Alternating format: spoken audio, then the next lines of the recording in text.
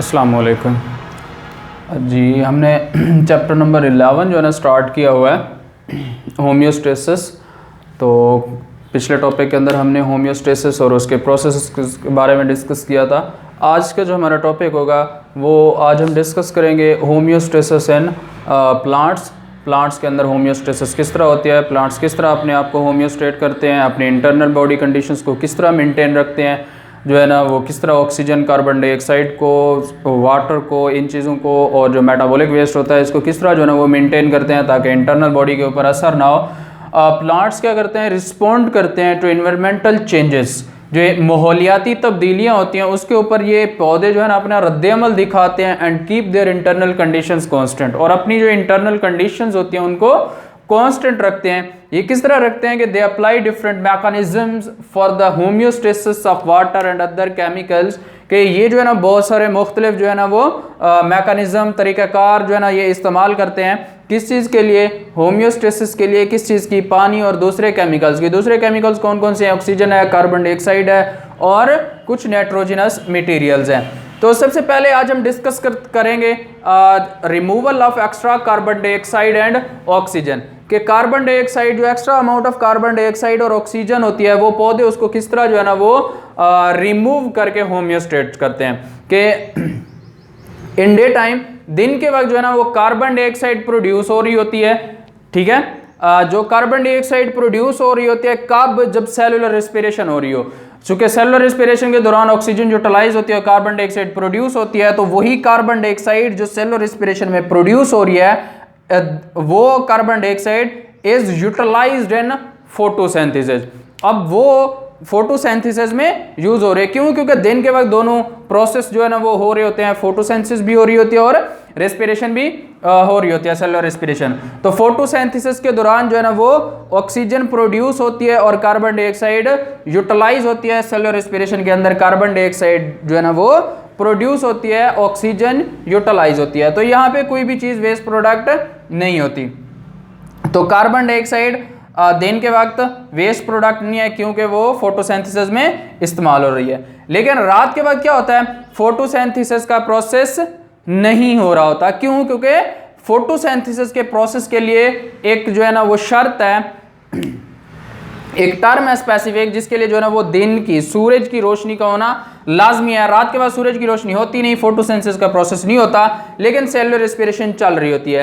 तो it is surplus. Carbon dioxide जो है वो क्या है? इजाफी होती है, सरप्लस होती है, because there is no utilization of carbon dioxide, क्योंकि पौधे के अंदर रात के वक्त कार्बन डाइऑक्साइड का इस्तेमाल नहीं हो रहा होता। तो फिर इसको क्या किया जाता है? रिमूव किया जाता है फ्रॉम टिश्यूज सेल। जो सेल्स हैं टिश्यूज के, जो टिश्यू सेल्स हैं उनमें से इनको रिमूव किया जाता है। किस प्रोसेस के थ्रू? By the diffusion. अब मुख्तलिफ जो है ना लीव्स हैं और यंग स्टेम है, वो जो है ना कार्बन डाइऑक्साइड को एक्सकेप करते हैं, बाहर खारिज करते हैं, निकालते हैं। किसके जरिए? स्टोमेटा के जरिए। यंग रूट्स हैं तो वो कार्बन डाइऑक्साइड जो है ना, यंग रूट्स के अंदर जो कार्बन डाइऑक्साइड होती है वो डिफ्यूज करती है जर्नल रूट सरफेस से, स्पेशली जो रूट हेयर्स होती हैं उनके थ्रू जो है ना वो जो है ना रिमूव होती है कार्बन डाइऑक्साइड। और ऑक्सीजन जो है, ठीक है, यहाँ तक कार्बन डाइऑक्साइड की बात होगी। अब जो ऑक्सीजन है is produce in mesophyll cells.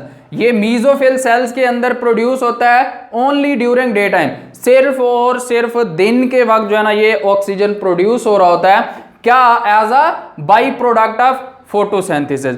Photosynthesis का जो प्रोसेस चल रहा होता है उसका जो मेन पर्पस होता है, मेन प्रोडक्ट होती है, वो होती है ग्लूकोज प्रोडक्शन। लेकिन ऑक्सीजन जो है ना वो वहां पे एज अ बाई प्रोडक्ट के तौर पर प्रोड्यूस हो रहा है। बाई प्रोडक्ट क्या होता है कि ऐसी चीज जिसको आप बना नहीं रहे लेकिन वो साथ में बन जाती है। एक चीज बना रहे हैं उसके साथ दूसरी एक्स्ट्रा चीज कोई खुद ब खुद तैयार हो जाती है, बन जाती है, जो कि यूजफुल हो, तो उसको बाई प्रोडक्ट का नाम दिया जाता है। After it utilization in cellular respiration, जो ऑक्सीजन यहाँ पे प्रोड्यूस हुई है वो जो सेलुलर रेस्पिरेशन में यूटिलाइज हो जाए उसके बाद जो बच जाती है the leaf sales remove extra amount of oxygen through stomata. तो पत्ते के सतह के ऊपर जो स्टोमेटा होते हैं वो स्टोमेटा के थ्रू ये एक्स्ट्रा अमाउंट ऑफ ऑक्सीजन को जो है ना वो रिमूव कर देते हैं। तो इस तरह जो है ना ये प्लांट्स अपनी कार्बन डाइऑक्साइड और अपने अंदर ऑक्सीजन को जो है ना वो मेंटेन रखते हैं, होम्योस्टेट करते हैं। यहां तक जो है ना आई होप कि आप सब लोग को ये टॉपिक भी समझ आ गया होगा।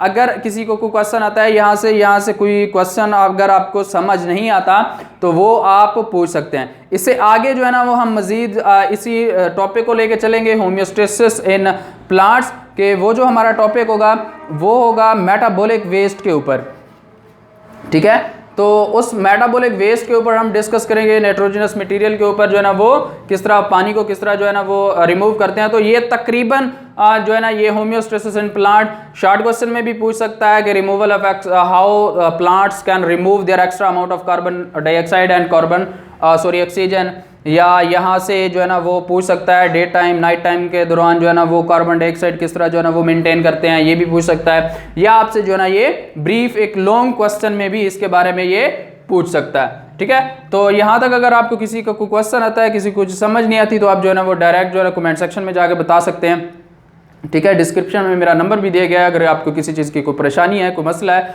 तो आप जो है ना वो डायरेक्ट मुझे व्हाट्सएप पे कॉन्टैक्ट भी कर सकते हैं। अल्लाह हाफिज़।